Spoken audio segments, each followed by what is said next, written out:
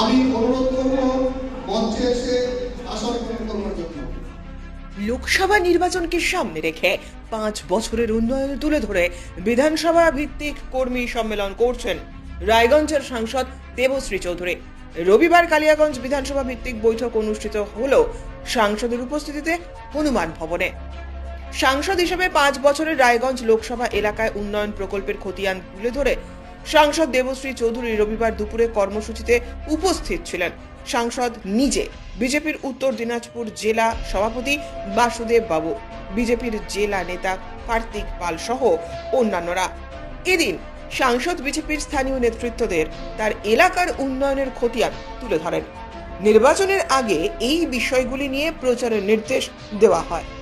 সাংসদ বলেন, রায়গঞ্জ লোকসভা এলাকায় প্রচুর উন্নয়নমূলক কাজ হয়েছে, তার কিছু আপাতত তালিকা করে দেওয়া হলো।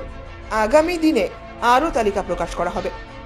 লোকসভা নির্বাচনে বিজেপি প্রচুর ভোটে জয়ী হবে বলে দাবি সাংসদের। পাশাপাশি আগামীকাল রামলালার মন্দিরের উদ্বোধন, সারা দেশ জুড়ে বিভিন্ন কর্মসূচি পালন করা হবে।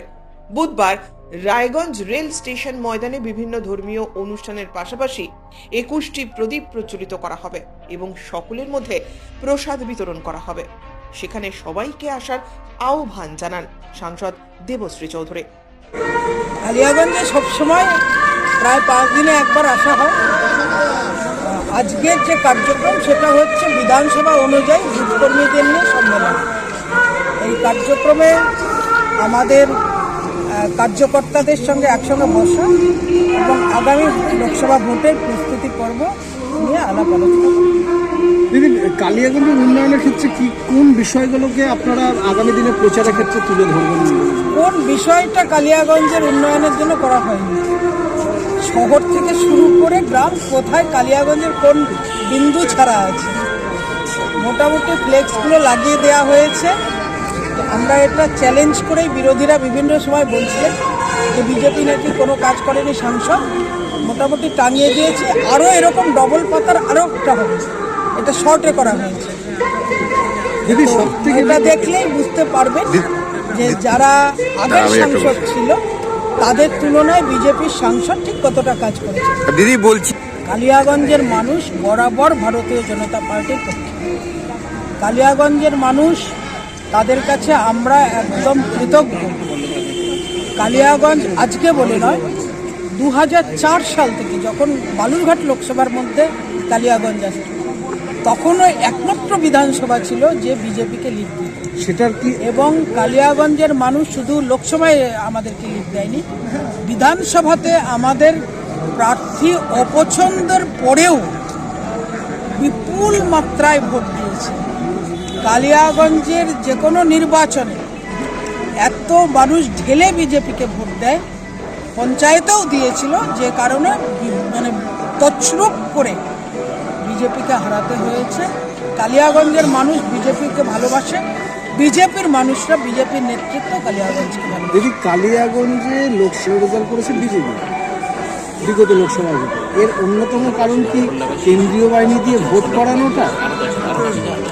দেখুন, এ রাজ্যে কোনো ভোট রাজ্য সরকারের তত্ত্বাবধানে হয় না। আপনারা পঞ্চায়েতে তার একটা নমুনা দেখবেন।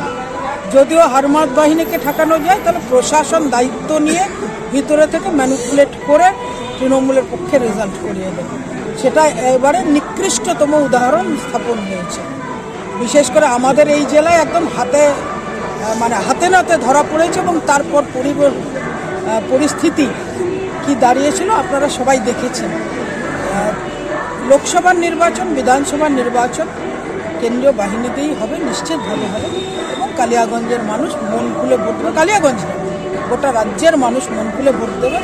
আর যারা এই পরিকল্পনা করে প্রত্যেক নির্বাচনে ম্যানিপুলেট করে, তাদেরকে বহু দূরে সরিয়ে রাখা হবে। আগামীকাল সাংসদ হিসেবে সম্পূর্ণভাবে আমাদের উপরে নির্দেশ পালন করি। যেমন সাংসদ হিসেবে আমাদেরকে বলা হয়েছে এই মহলকে খুব ভালো করে এনজয় করা এবং সবার মধ্যে ছড়িয়ে দেওয়া।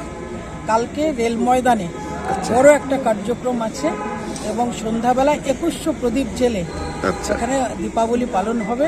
তার সঙ্গে সারাদিন পূজা অর্চনা, হোম যজ্ঞ, প্রসাদ বিতরণ, সারাদিন এই কার্যক্রম লাগাতার চলবে। এই মহল সবার মধ্যে আছে, আপনারাও একদম, আসুন। একদম। এটা সকলের অনুষ্ঠান, জাতি ধর্ম বর্ণ নির্বিশেষে অনুষ্ঠান। প্রধানমন্ত্রী আহ্বান করেছেন দেশের সমস্ত সন্ত মহারাজ, সমস্ত আশ্রম মঠ, সমস্ত সন্ন্যাসীরা এতে এসে সবাইকে অংশগ্রহণ করতে বলেছেন। সকলের নামে আসুন। জয় শ্রীরাম। দিদি ব্যুরো রিপোর্ট, উত্তরের প্রহরী।